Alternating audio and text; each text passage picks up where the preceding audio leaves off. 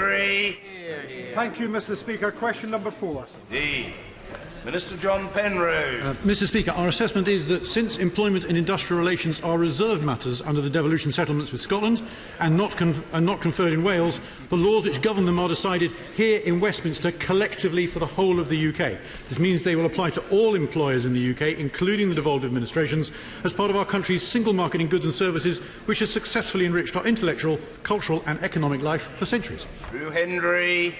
Thank you, Mr. Speaker. Mr. Speaker, restricting facility time is likely to limit the Scottish Government's ability to work effectively with the trade unions on a range of issues, as they will not have the capacity to engage. The Scottish Government has already voiced concerns about this bill. Will the Minister now listen and restrict its applicability so that it does not apply to public sector employees in Scotland? Well, Mr. Speaker, the Trade Union Bill includes primarily an approach to try and make the facility time settlement transparent. It aims to publish data on what facility time costs and expenses are, in order to allow both politicians and also voters to understand what costs are and to see whether or not they are being spent efficiently. I think that's something which should be applied and should be welcomed right the way across the UK.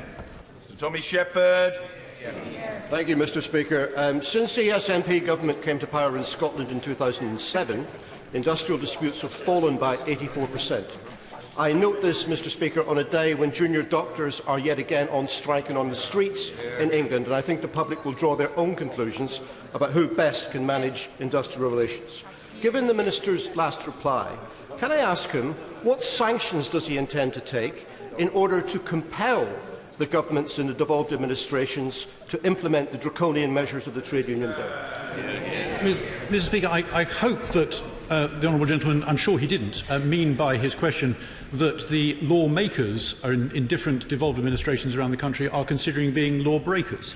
We are, all of us here, involved in creating laws and amending laws for the UK as a whole, and I think it's a very dangerous settlement to set for all of us to start saying we will disregard those that don't please us. Jessica Morden.